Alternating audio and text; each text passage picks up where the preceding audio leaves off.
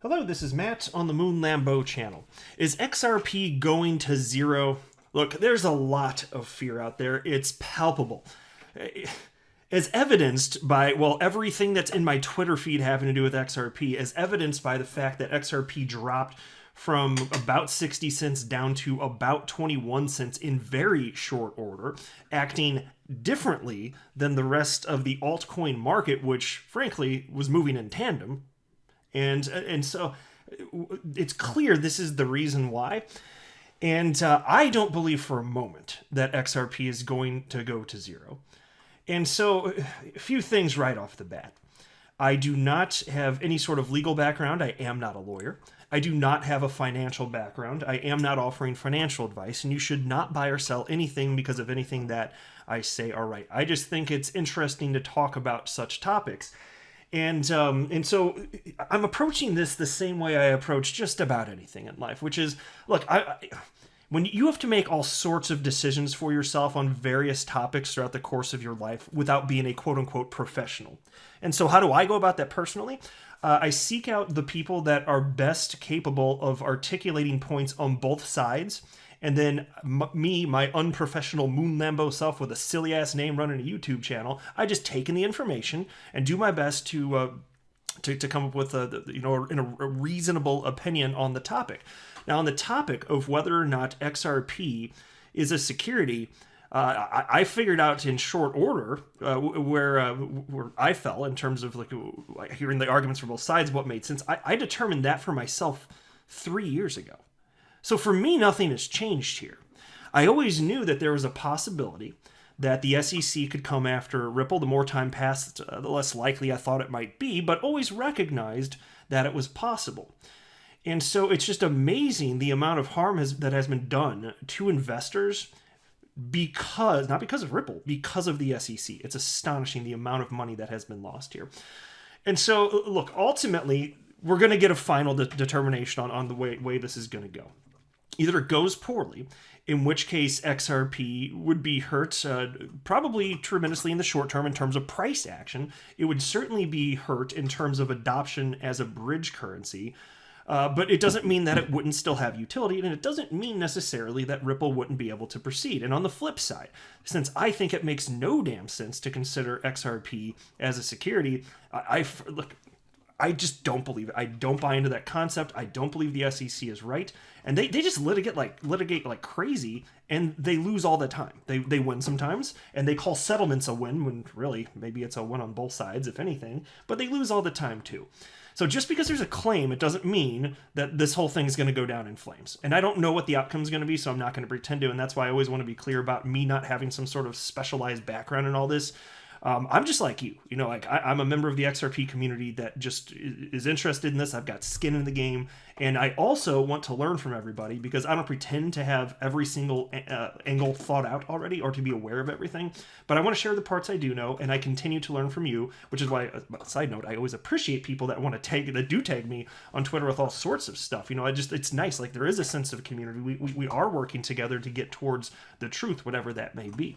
And so, to me, it seems more likely that you'll get to the other side of this.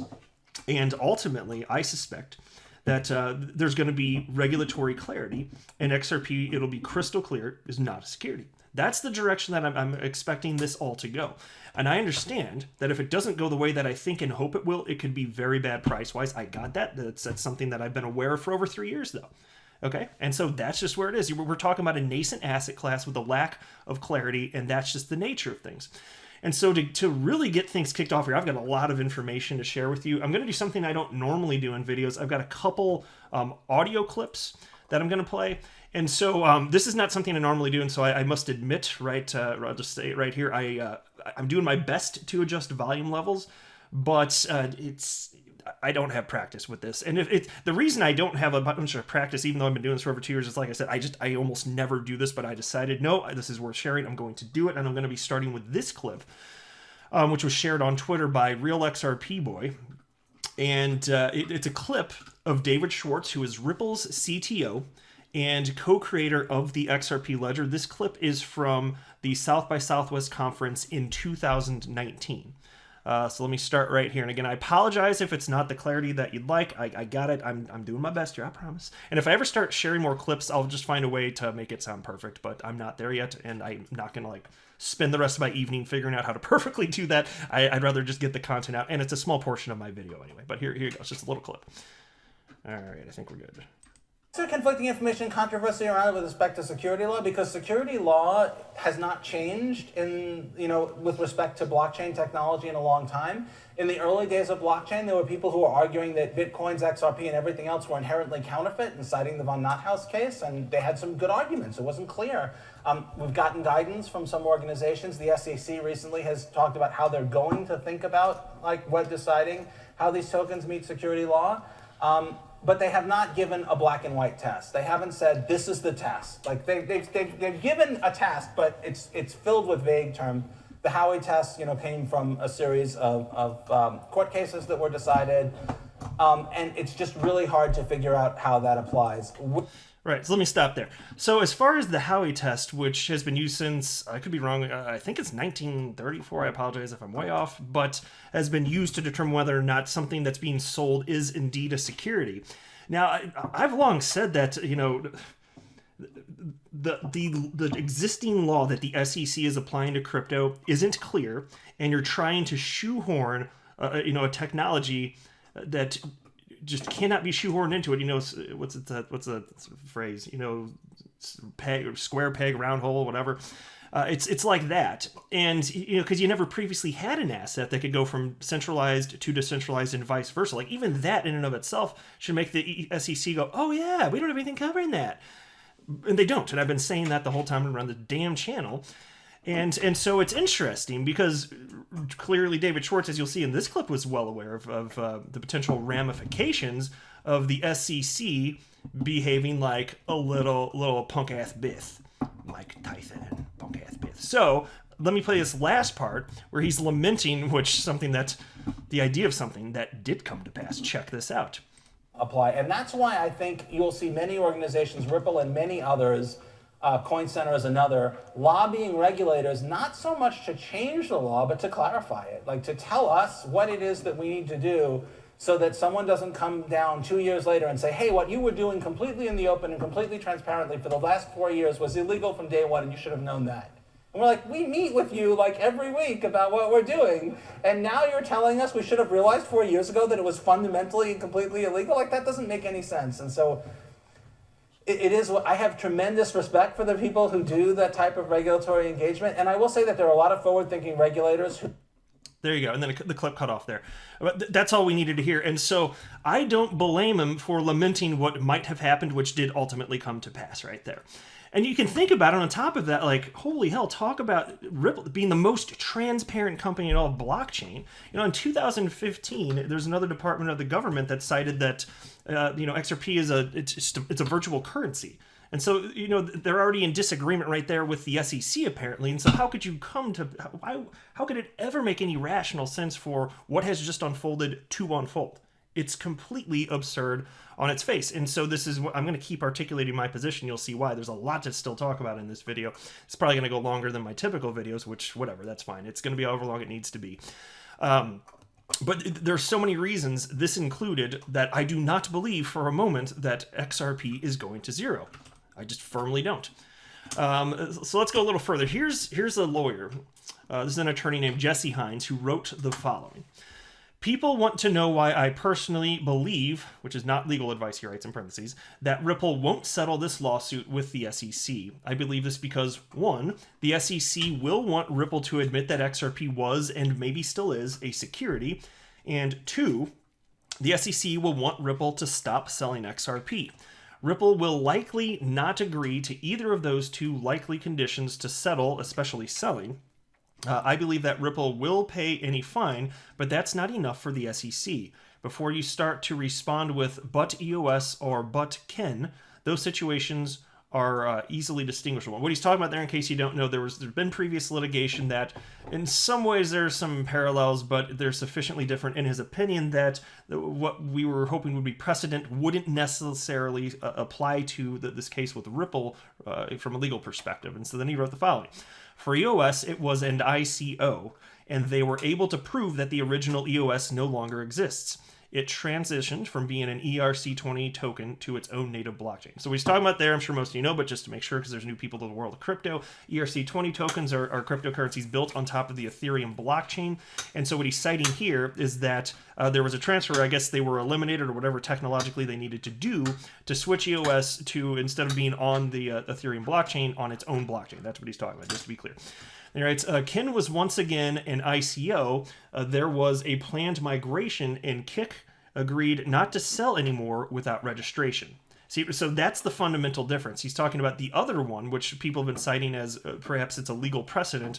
But do you think Ripple's going to agree to stop selling XRP? Well, I don't think they will, and I personally don't think that they should, because frankly, yeah, so they're a large holder of XRP, and as XRP community member Galgatron has stated many times, Ripple behaves as a benevolent whale. They don't have any special permissions over the XRP ledger or XRP itself.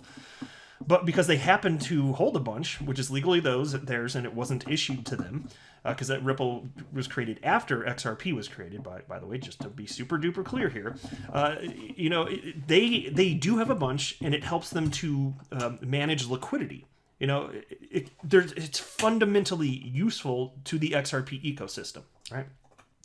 And so, and this, by the way, this is another thing where I've talked about how it's just like, purchasing XRP, it's clearly nothing like a stock. You don't own Ripple the company or anything like that. And so part of the value I've always seen in owning a cryptocurrency is if there's an ecosystem where there are multiple developers building on top of a blockchain, to me that's appealing. That is the case with XRP. It is not just Ripple building on top of the blockchain, and that has to matter. In fact, I'm going to articulate further in this video why that does matter, but let me read the next tweet from Jesse Hines. He wrote, Ripple will not agree to stop selling XRP. That is a non-starter for them. Then he wrote, as an edit, this means stopping sales unless they're willing to register as a security and sell as so, which I don't frankly see happening. So if the worst happened from the court system, if anything, wouldn't you think ultimately that Ripple, if it really came to it, because they're not going to give up selling XRP, right? I don't know. I don't know for sure. I'd be shocked because I don't even... What about the liquidity management? Ensuring healthy markets. Like that's part of, because they're a player. They're not again. They're not the only one that can control it, but they are important to the ecosystem. That's what I'm stating, which is different than them having complete control, right? Because they don't. They absolutely do not. And so you might kind of wonder, well, if that were to pass, to where they couldn't sell XRP, I don't even know what that would look like. And so I if anything, I would think that they'd leave the country, which they've already talked about anyway. I don't think they're afraid to do that one bit. And if they did, then it would just be the United States that would not be connected the same way as the rest of the world. And I understand that the United States obviously a very important market. The most important on-demand liquidity corridor right now is from the United States to Mexico, with the Bitstamp and Bitso exchanges. And that would, I don't even know if that would still exist, frankly. But it doesn't mean that there's not utility and that the business concept doesn't work. And at least there would be clarity, and the rest of the world disagrees with the United States. At least those countries that have already made clear their positions. And so there's another. Here you go. Oh, I did want to share this too. Somebody asked a good question here.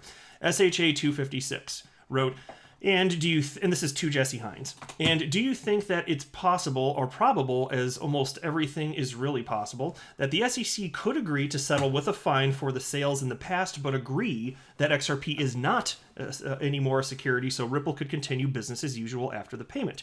To which Jesse Hines responded, it's possible, but who knows? Need to see more facts. And so, I think that's a fair acknowledgement that it's too early to have a great idea of how the SEC might approach this.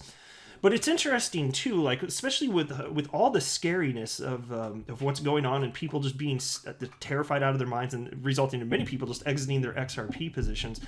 What's fascinating to me is that if we get settlement news, it'll come out of the blue because it would be before any proposed court date.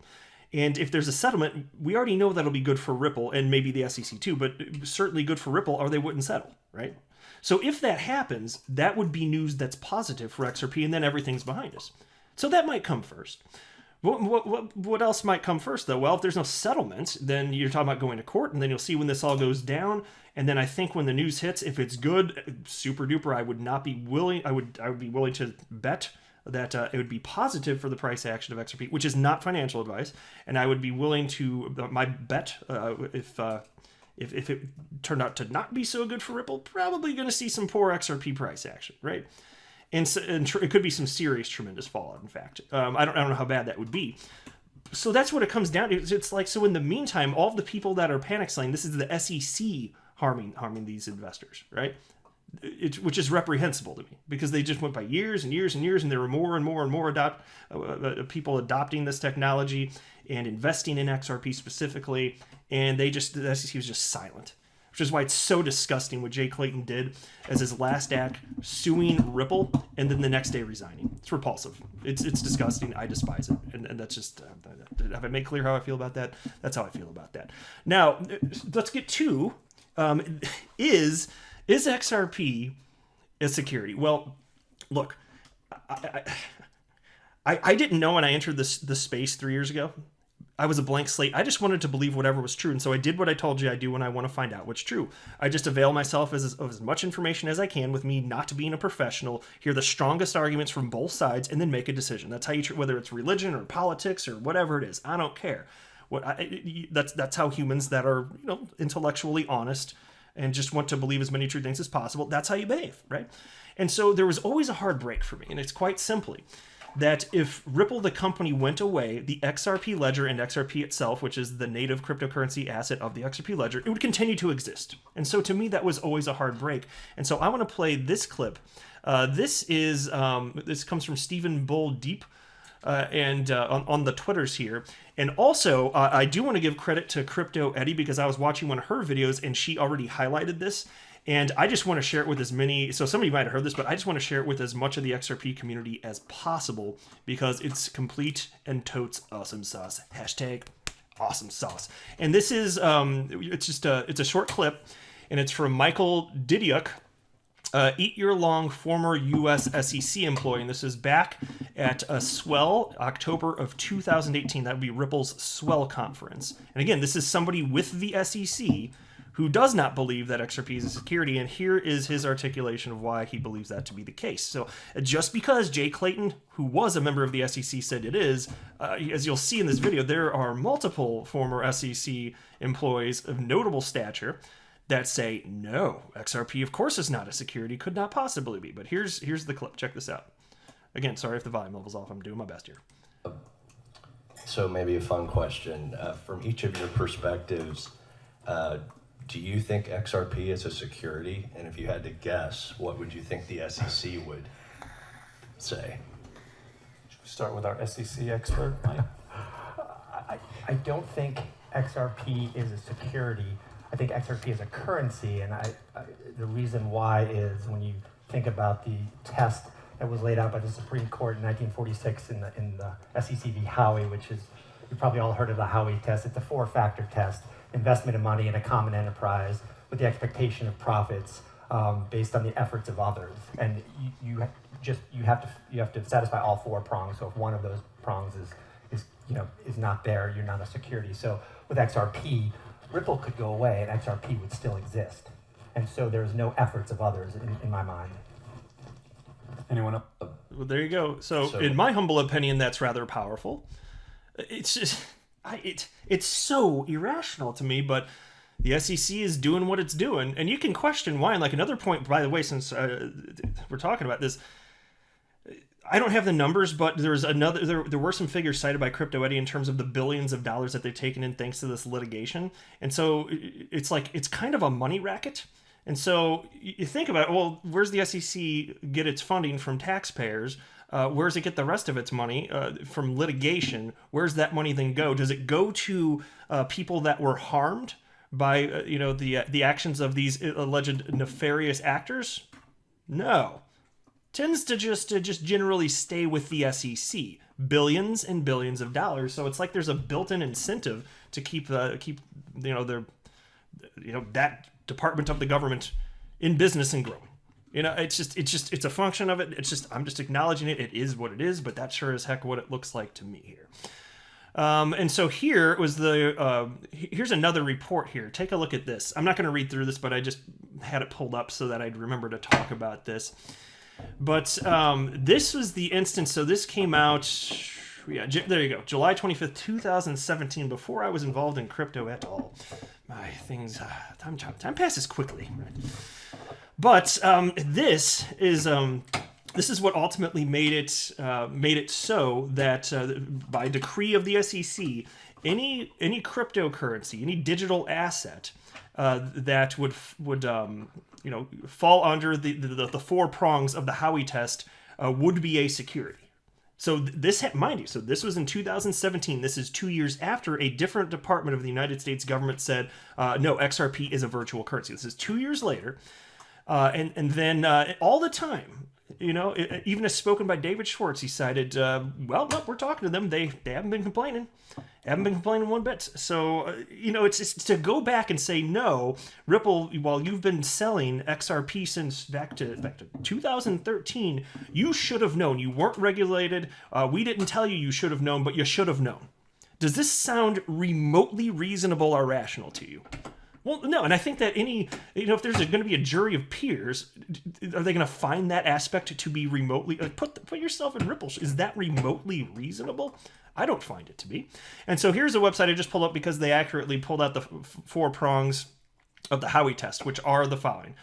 Let me just read the top part. So, what constitutes a security has been defined by the courts more specifically as an investment contract, which is a transaction with the following properties. And there's four of them. These are the four prongs that Michael was speaking about in that audio clip I just played. Prong number 1, an investment of money. Number 2, with the expectation of profits. Number 3, in a so-called common enterprise, roughly meaning investors and the company rise and fall together. Number 4, from the efforts of a promoter or third party, some dispute over whether this means solely from a promoter, but clear that it entails significant managerial efforts of a single promoter. And so a key point, a very key point, is that it can't be 1 or 2 or 3 of these prongs. It has to be all 4, unquestionably, or it's not a security.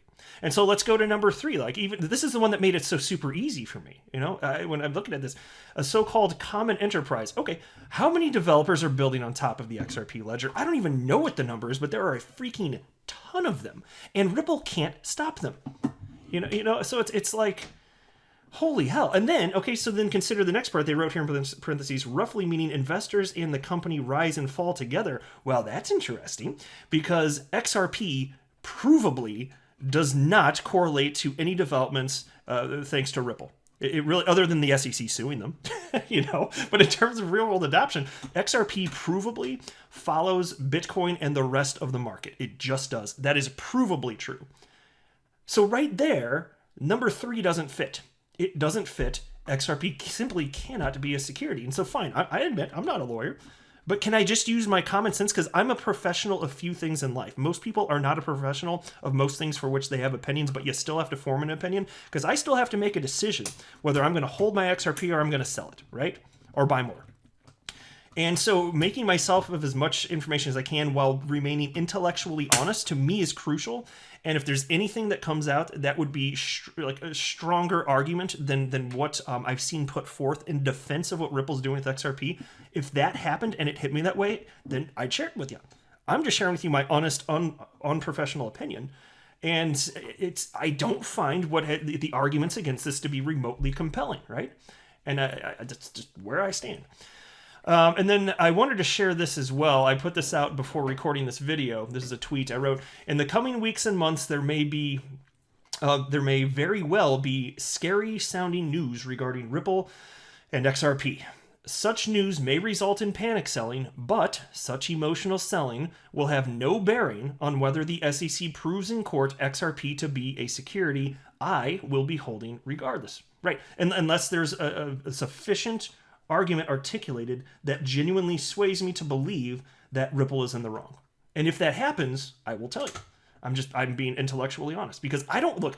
Here's the thing: if this thing's gonna go down in flames, somebody better frickin' give me a damn good reason why, because then I would want out. But I haven't seen it, and I'm not gonna panic sell. I'm not gonna emotionally respond, and I'm not gonna let the SEC bully me or anyone else, and then tricking us out of like what I think will ultimately be reasonable, perhaps very attractive gains. Which again is not financial advice. If the SEC is wrong, XRP is not going to zero clearly, right? Duh, because there's real world utility. And so I believe that it would be worth substantially more than it is today. But I just wanted to make the point that even if you see scary price action because of news, like say cryptocurrency exchanges in mass in the United States, or like tons of them just delist, that could scare people. And who knows what that would do to the price of XRP, and liquidity would drop. Okay, fine. That doesn't mean that XRP is gone forever. And so I'm not going to be participating in any of those sell-offs. If anything, as long as I continue to believe that Ripple is in the right here, as long as there's no strong articulation of an argument that I don't think makes sense, then if anything, if it goes down low enough, I'll just be like, okay, fine, I'll buy some fear, I'll buy some more XRP, if that happens, and if it goes low enough. That's a question, and that's an if. I'm not saying it's going to happen. I'm saying if it does, I'm prepared for this. I want to go through this as well because it's important to understand. Again, I mentioned it earlier, but I want to really go into this a little bit further. This idea of others, prominent people actually within the SEC, not agreeing with the stance of Jay Clayton, including Andrew Serezny, I think I'm saying his name right, I don't have it pulled up on the screen here, who is leading Ripple's defense team, and he's a former director of the SEC, as recently as, I want to say it was like 2014. And so he says, no, this is ridiculous, but he's not the only one. Take a look at this headline from The Block. Former SEC commissioner says Ripple lawsuit will cause multi-billion-dollar losses to innocent third parties. Well, I don't know about you. I'm an XRP holder. I'm an innocent third party, and thanks Jay Clayton for nothing, because he has harmed me more than Ripple ever could. The price of XRP has been in a tailspin since news broke that the Securities and Exchange Commission would sue Ripple for conducting an initial coin offering of the digital asset. In the wake of the suit, which Ripple has described as an affront to the entire cryptocurrency market, a number of firms have begun cutting services tied to XRP, which Ripple has tried for years to get banks to adopt. The suit was released just a day before SEC Chairman Jay Clayton announced he would resign. Now, a former commissioner of the regulator is crying foul, describing the suit as unprecedented, given the upcoming change in power among the SEC's top ranks in presidential administration next month. In a letter to Clayton obtained by The Block, former SEC Commissioner Joseph Grunfest said, "No pressing reason compels immediate enforcement action." Exactly. Rushing out the door, and there was no pressing reason for this. Grunfest declined to comment further, but confirmed the veracity of the letter. It was filed on December 17th. A representative of Ripple, who also declined to comment on the letter, said Grunfest is an unpaid advisor for the firm. Here's a quote. This is from Grunfest. "The views of a soon incoming administration and Congress as to the regulation of transactions similar to those at issue can differ substantially from current perspectives." Now, and so the piece continues, the SEC claims that the sale and issuance of XRP was an unregistered security offering that gave Ripple co-founders Brad Garlinghouse and Chris Larson the most control over XRP. Grunfest, who was appointed as SEC commissioner by Ronald Reagan, said the enforcement action could have a negative impact on holders of XRP who, in his view, are innocent third parties. And here's another quote.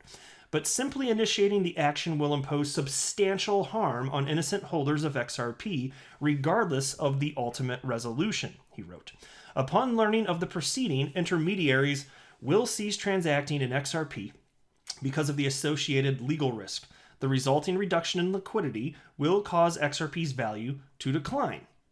No kidding, ding, ding, ding. Again, formerly with the SEC, that's his stance. As The Block reported earlier Wednesday, a number of market makers have cut off liquidity support for XRP, and rumors are swirling that Coinbase could cut support off of XRP in some capacity. That would result in an unprecedented scenario of billions of dollars of losses resulting from the exodus of intermediary market service providers. And from the letter, here's another quote. "I am aware of no instance in which the simple announcement of a commission enforcement proceeding has, absent allegations of fraud, misrepresentation, or omission, caused multi-billion-dollar losses to innocent third parties, Creating precedent and imposing losses of this sort raises public policy concerns that would benefit from the views of an incoming administration. So how about that? And he went on to say that XRP and Ether should be subject to the same treatment, given that the agency has not illustrated a material distinction between the operation of Ether and of XRP that is relevant to the application of the federal securities laws. One final quote. Imposing securities law obligations on XRP while leaving Ether untouched raises fundamental fairness questions about the exercise of commission discretion. How about that? That's like mic drop. So there you go. I know this video went on much longer than most of mine. Hopefully that's okay, especially if you hung into the end. Thank you very much. But suffice it to say, it's certainly admittedly not good what is happening, at least in the short term. Maybe it could end up being a very positive thing if we get the regulatory clarity that we all believe there should be. And so would XRP ever go to zero, though? Look, again, even if the worst happens in the United States, I doubt it. I think that Ripple would just move out of the country, and somehow, some way, it would persist, and there are other markets that need to be made. And it'd be a shame because the United States, it's a major conduit through which money flows, and just be a shame to see that happen. But either way, I don't believe for a moment that XRP is going to zero. I don't believe that XRP is a security. I think that this is doing harm to investors like myself and you listening to this if you hold XRP. And I think that's awful. I think it's reprehensible, and this is disgusting, and I am not going to get shaken out of this. And if it doesn't go the way that I think it should, then fine. And look, I admit I don't know how it's going to turn out, but I suspect it will all turn out for the best. And I'm going to continue to hold because I refuse to get shaken out of my position by some crap like this. That's it for this video, though. I am not a financial advisor. Do not buy or sell anything because of anything that I say or write. That would be a very, very, very bad idea. Until next time, to the moon, Lambo!